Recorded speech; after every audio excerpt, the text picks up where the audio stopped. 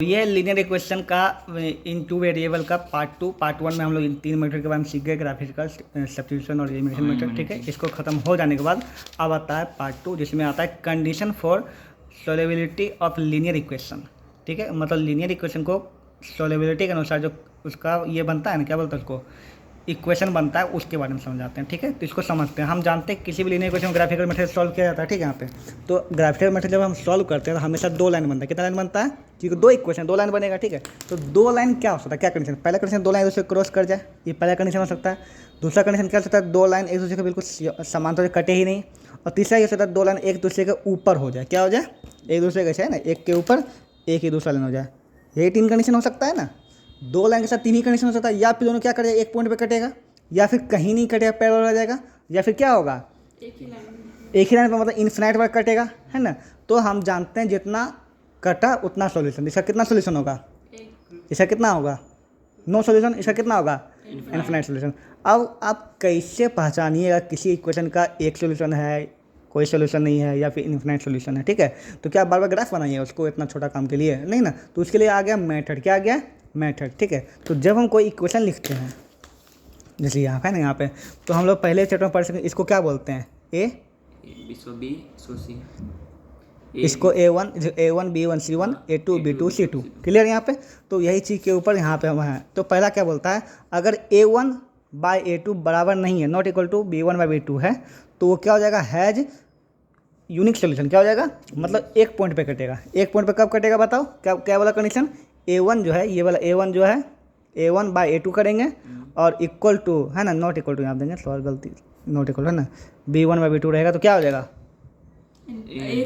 हाँ, 1 unique solution 1 meeting point, मतलब एक ही पॉइंट पे मीट करेगा। क्लियर? दूसरा कंडीशन क्या बोलता है? अगर तीनों बराबर हो, A1 A2 बराबर B1 B2 बराबर C1 C2। ठीक है, अगर तीनों कंडीशन क्या हो जाए? बराबर हो जाए, इक्वल हो जाए तीनों। A1 बाई 2 करो इक्वल टू B1 बाई 2 करो equal to C1 by C2 को, तीनों क्या हो जाए? इक्वल आ जाए, तो इन्फिनाइट सोल्यूशन। क्या हो जाएगा? Infinite solution. दोनों का क्या हो जाएगा? इन्फिनाइट। इसका मतलब उसका लाइन एक दूसरे पर ऐसे है, सोता हुआ है ना, तो इन्फिनाइट सोल्यूशन हो जाएगा। क्लियर? यहाँ पे इन्फिनाइट सोल्यूशन यहाँ पे। ठीक है, और तीसरा कंडीशन क्या बोलता है? अगर A1 by A2 equal to B1 by B2 है, लेकिन third number C1 by C2 equal नहीं है, तो नो सोल्यूशन। क्या हो जाएगा? No solution, no meeting point, कहीं भी नहीं मीटे, मतलब ये वाला नो मीटिंग पॉइंट। क्लियर? यहाँ पे ग्राफिकल मेथड को दिखा दिया गया। ये एक्सिस है, वाई एक्सिस, एक्सिस, दिक्कत नहीं, समझ में आ जाएगा क्लियर अच्छा से, है ना। इसको आप थोड़ा सा करके देखते हैं। यहाँ पे इस पर क्वेश्चन दिया गया है।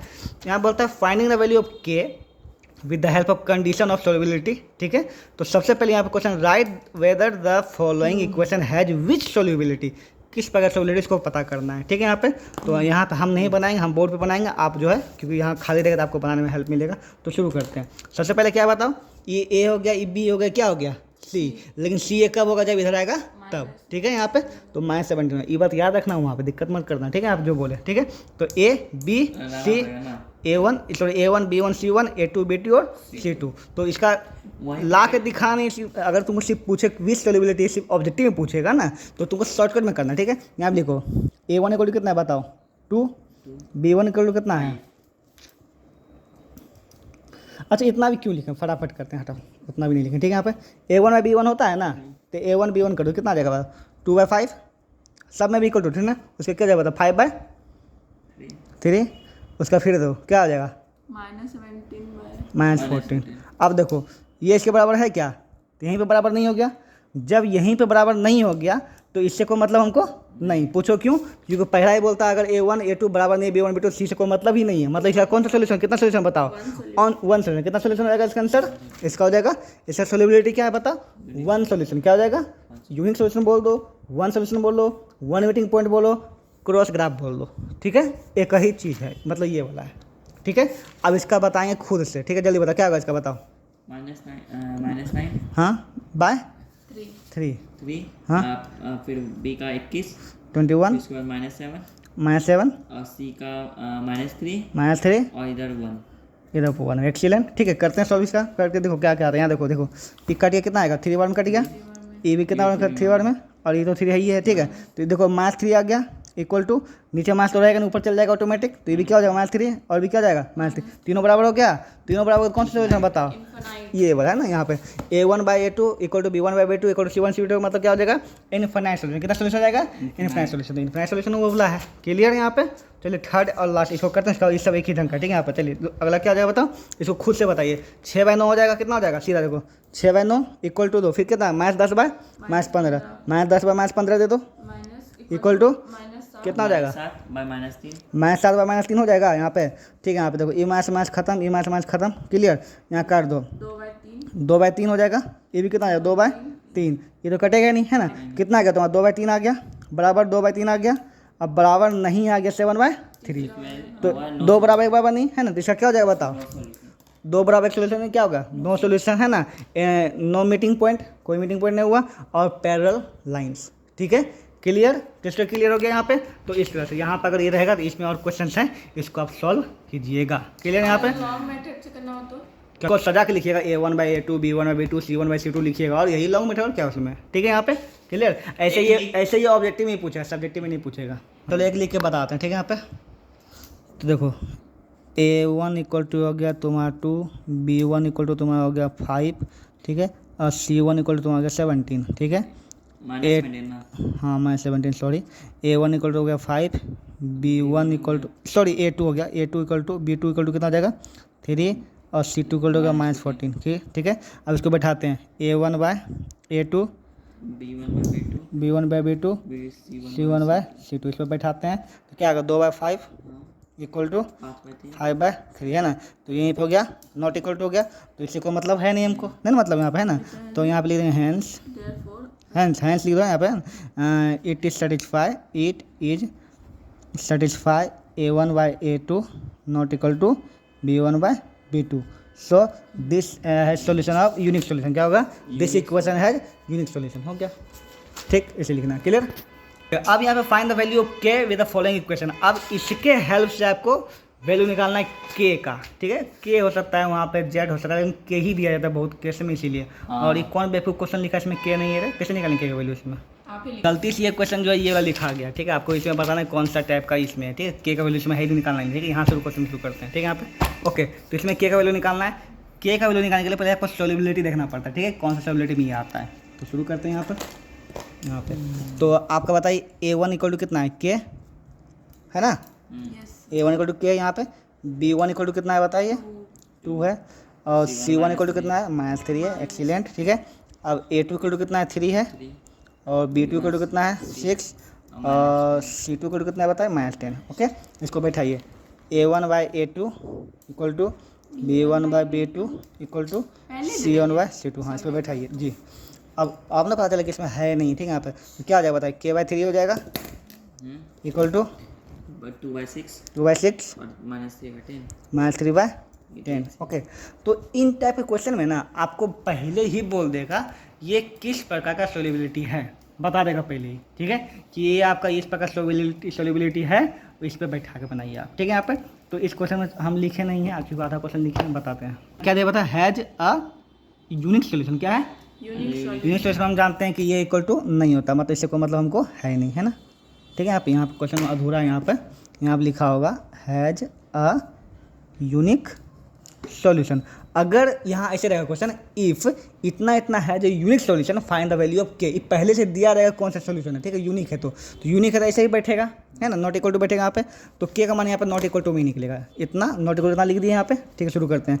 तो जैसे नॉट इक्वल टू भी इक्वल टू की ही तरह व्यवहार करता है, बिल्कुल कोई दिक्कत नहीं, बस यहाँ पर नॉट इक्वल टू सिंबल देना, ठीक है। यहाँ पर तो ये यहाँ चला जाएगा, क्या हो जाएगा बता 6 के नॉट इक्वल टू कितना हो जाएगा 6, तो के नॉट इक्वल टू 6/6, इसलिए के नॉट इक्वल टू कितना आ जाएगा तुम्हारा 1, ये होगा इसका आंसर, कोई दिक्कत नहीं है, ठीक है। यहाँ पे ओके, अगला क्वेश्चन बनाते हैं यहाँ पे। तो अगला क्वेश्चन ये दिया हुआ है, इसका कब सोल्यूशन निकालना, जब इसका इन्फिनिट सोल्यूशन कितना हो, इन्फिनिट हो।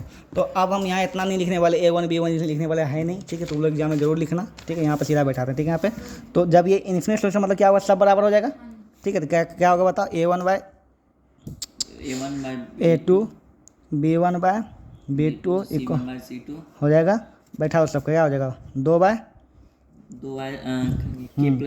एक्सीलेंट, ठीक है, उसके बाद बी का 3 बाय क्या है 2 के -1 एक्सीलेंट, और हाँ, सी का -7 -7 इक्वल टू इधर -4 के अब हाँ देखो चूंकि ये दो को ब्रैकेट दोनों माइनस है तो यहाँ माइनस इसे दो माइनस यहाँ दो, यहाँ दो 4 के माइनस +1 ऐसे देना, ठीक है, यहाँ पे बाद में इसको कर लेंगे। ओके, अब यहाँ पे इसका सोल्यूशन निकालना है के का, ठीक है, तो के का सोल्यूशन निकाल के तुम तीनों के साथ मत लो कभी भी नहीं, कोई भी दो को ले लो, ये दो को ले लो, इसको छाप के ये दो को ले लो, ठीक है, या इसको दो, कोई भी दो, क्या सब तीनों बराबर है, कोई भी दो ले सकते हो, कोई दिक्कत नहीं। तो हमको तो यही दो को लेना फायदा है, काल दिमाग तो इसको छोड़ दो, ये दोनों के को ले लो यहाँ पे, ठीक है, इससे इसको छोड़ के आगे बढ़ेंगे यहाँ पे। तो 2/k + 1 = 3/2 के -1। अब हमको तो यहाँ से कुछ बताने का कोई जरूरत है, यहाँ पे सिर्फ के का मान निकालना है, ये यहाँ चल जाएगा, यहाँ चला जाएगा, पता ही है। तो 2 × क्या हो जाएगा 2 के -1 और 3 × क्या हो जाएगा k + 1, ठीक है, तो हो जाएगा तुम्हारा 4k -2 और 3k + 3, इधर जाएगा इधर आएगा, ठीक है, तो 4k -3k और 3 + 2, तो k = कितना आ गया 5, हो गया आंसर। कोई दिक्कत कोई तकलीफ? ये नॉट इक्वल टू 5 ना, कहाँ है नॉट इक्वल टू, यहाँ पे है कहीं सिंबल, तो उसमें क्यों दिए थे फिर? उसमें नॉट इक्वल टू होता है ना, यूनिक सोल्यूशन था, अरे कितना था हाँ, sorry, यूनिक sorry, सोल्यूशन, तो उसमें नॉट इक्वल टू था रहता है, इसमें है ही नहीं है। क्लियर, चलिए ये भी इनफिनाइट सोल्यूशन में तो बन जाएगा खुद से खुद, कोई दिक्कत नहीं, ठीक है। ए का मान इतना, बी का मान इतना, सी का मान क्या लोगे माइनस ब्रैकेट के -3, क्या लोगे माइनस इधर जाकर पूरा ब्रैकेट करना, ठीक है, हाँ। ब्रैकेट के आगे माइनस लेना, ठीक है ना, यहाँ पर क्लियर। यहाँ के माइनस में ले लोगे, सी के लिए हो जाएगा इनफिनाइट सोल्यूशन, आगे बढ़। ये भी इनफिनाइट सोल्यूशन के लिए तो ए का मान हो जाएगा 1/k + 1, ठीक है, और k + 1/9 = क्या होगा -5 ये सॉरी ये तो प्लस में रहेगा, तो इसे पटे ना प्लस k -8, ठीक है, उसका कोई भी दो को बराबर कर दो, के का मान निकाल दो, सोल्यूशन सिंपल, कोई दिक्कत नहीं। ओके, तो यहाँ पे क्वेश्चन समझते हैं आप, ठीक है, यहाँ पे हैज नो सोल्यूशन के लिए यहाँ पे क्वेश्चन दिया गया है, तो नो सोल्यूशन क्या था बताओ, a1/a2 = b1/b2 not equal to c1/c2, इस पर बैठाते हैं, C1 ही उल्टा हो, हाँ यही है c1 नॉट इक्वल, ठीक है, यहाँ पे तो एक का मान कितना हो जाएगा बोलो फटाफट, x मतलब 1 बाय क्या कहते 3 इक्वल टू 2 फिर ky और c का equal to -5 not equal to हाँ सॉरी -5 इक्वल टू 0, -15 अच्छा इधर है शुरू करते हैं आप, ठीक है, तो इसको तो देखें, हम तो बोले थे कोई दो को देखो, इसको चुपचाप देखो यहाँ पे, ठीक है, यहाँ पे तो 1/3 = 2/k ले लो, तो यहाँ पे आ जाएगा तुम्हारा k = कितना आ जाएगा 6, ठीक है। अब चूँकि अब इस इक्वेशन तुमको ई भी लेना पड़ेगा, ठीक है, यहाँ पे ओके, यहाँ पे ई लिए के का मान 6 आया और ई भी ले लो यहाँ पे 2k/a नॉट इक्वल टू -15/- ये क्लियर, ये दोनों कर जाएगा कितना 1/3 आ जाएगा ना, तो यहाँ चले k नॉट इक्वल टू कितना आ जाएगा 6, तो यहाँ पे आ गया k = 6 भी आ गया, k not equal to 6 which is बताओ नॉट पॉसिबल, नॉट पॉसिबल, इसका भी उसका ठीक है, यहाँ दोनों पे करना तो है लिखना hence there is no value of k for which the given system equation has no solution, मतलब ये नो सोल्यूशन वाला है ही नहीं है, ठीक है, यहाँ पे है इन्फिनाइट सोल्यूशन, कितना वाला ये इन्फिनाइट, क्योंकि सब बराबर ए भी 1/3 आ गया, ए 1/3 आ गया ना, तो सब क्या हो गया बराबर, तो ये इन्फिनाइट सोल्यूशन, तो ये थोड़ा सा एक्सपेक्शन क्वेश्चन था, एक्सेप्शन क्वेश्चन था, ठीक है, यहाँ पर तो यहाँ पे इसलिए हमको ई भी निकालना पड़ा और ई भी निकालना पड़ा, ताकि हमको दिखाना था 6 का वैल्यू के भी आ रहा है, 6 का वैल्यू के नहीं भी आ रहा है, ठीक है, ऐसा तो पॉसिबल नहीं, या फिर आएगा या फिर नहीं आएगा, ठीक है, इसका मतलब ये बराबर ये कि इसमें 6 आ गया तो 1/3 आ जाएगा, इसका 1/3 आ गया, इसका 1/3, तो सब बराबर ना हो जाएगा, इसीलिए यहाँ पे एक्सेप्शन क्वेश्चन था। वो अपने शुरू कर ले, ठीक है, यहाँ पे तो ये नो सोल्यूशन के लिए, तो फिर नो सोल्यूशन क्या बताओ, a1/a2 = होता है b1/, not equal to c1/c2, बैठा देते हैं फटाफट, even k k/12 12 = b1 कितना है 3/k y अच्छा नॉट इक्वल टू क्या हो जाएगा बताओ, माइनस आ देखो यहाँ पे ये पूरा माइनस में हो जाएगा ना, यहाँ पे तो माइनस ब्रैकेट में k -2 लिखेंगे, ठीक है, यहाँ पर ठीक है, -k हो जाएगा यहाँ पे, ओके, तो यहाँ पे भी हम दोनों k का वैल्यू निकालते हैं, फटाफट शुरू करते हैं यहाँ पे, ठीक है, तो पहले इससे चलते हैं फिर इससे चलना पड़ेगा हमको, ठीक है, शुरू करते हैं, तो देखो यहाँ इसी में दोनों तरफ से चलना पड़ेगा ना, पे हाँ हम निकाल दो, इसलिए भी देखो यहाँ पे यार कितना आ जाएगा बताओ, k² हो जाएगा, k हो जाएगा 36 हो जाएगा, तो k = कितना है बताओ √36 हो जाएगा, √36 के मन कितना आ जाएगा 6 आ जाएगा, काम खत्म। तो हम ये बात जानते हैं कि जब भी कोई रूट में वैल्यू है उसका प्लस माइनस दोनों हो जाता है ना, तो k का मान क्या हो जाएगा +6 हो जाएगा, दूसरा क्या हो जाएगा k का मान -6 भी हो जाएगा, क्लियर, दोनों केस के लिए खत्म होगा, बस बात खत्म। That's it final. इसके बाद बचता है वर्ड प्रॉब्लम हो जाएगा।